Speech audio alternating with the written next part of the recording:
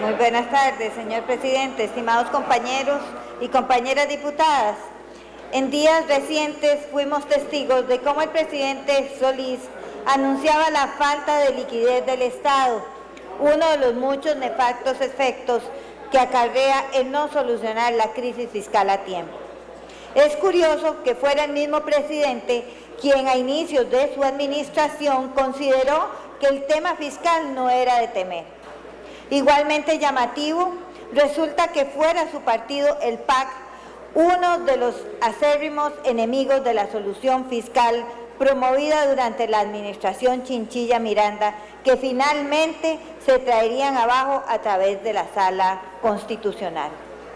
El gobierno ha hecho caso omiso a los llamados que en varias ocasiones hicimos desde el primer año en busca de una reforma fiscal integral que mejorara la recaudación, contuviera el gasto público y controlara los disparadores, reactivara la economía y replanteara las cargas tributarias. Inclusive, la administración anterior entregó al actual gobierno un documento sobre la mejor ruta a seguir para tramitar la reforma.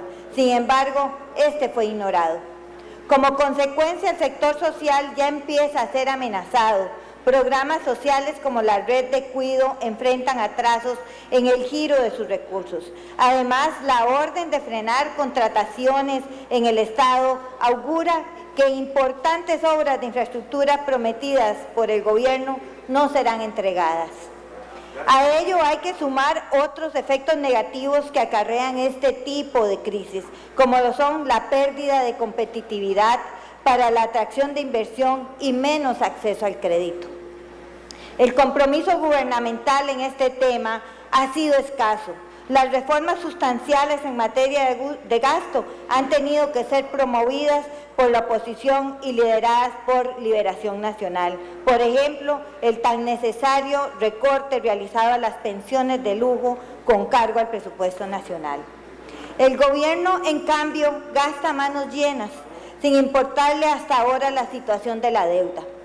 Como muestra está el presupuesto de la República elaborado por el Ejecutivo, que creció en un 19% en el año 2015, el aumento más alto de los últimos tiempos, y el más reciente de 11.8% para el 2017.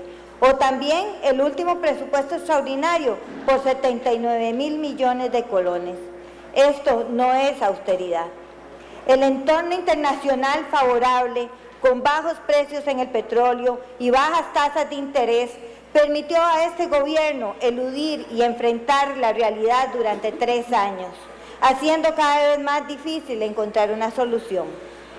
A 9 meses de terminar esta administración, el gobierno anuncia las medidas que debieron ser tomadas desde el día 1 del mandato presidencial, pero el deber ser y el deber hacer sucumbieron a los deseos de proteger la popularidad presidencial.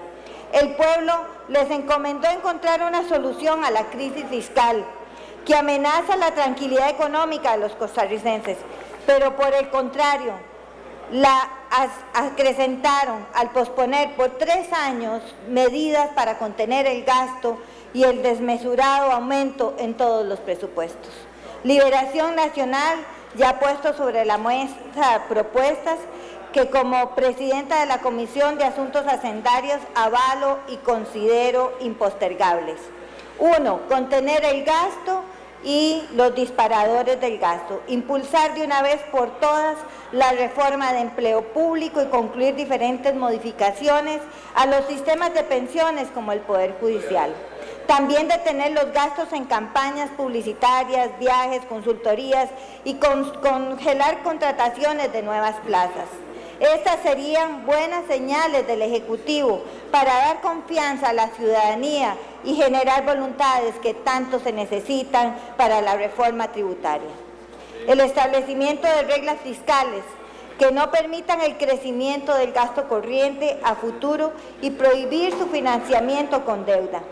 Una regla fiscal en sede legislativa que yo he propuesto es la iniciativa 19.144. Dicho expediente busca que al momento de legislar, los diputados señalen la fuente de financiamiento de sus proyectos de ley y dejen de crear gasto rígido con cargo al presupuesto, que hoy ronda en un 95%.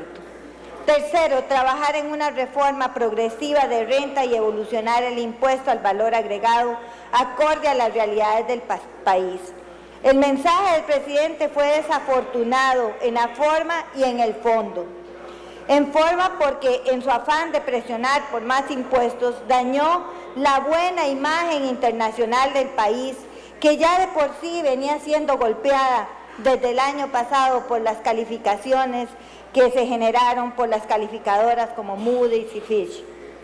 Y en el fondo porque demuestra ausencia de liderazgo de este gobierno, que no ha podido lidiar con la crisis fiscal. Costa Rica está jugando con fuego. Es impostergable un planteamiento del gobierno que llame a dialogar a las fuerzas políticas y asuma con responsabilidad esta problemática. Las llamas de la crisis empiezan a crecer y a acechar la estabilidad económica de nuestro país. Es imperante que el Ejecutivo se comprometa con este tema y llame a todas las fuerzas políticas para hacer una agenda fiscal y apague el incendio de una vez por todas. De no hacerlo, este gobierno entregará una economía en cenizas a la próxima administración y a las próximas generaciones. Muchísimas gracias.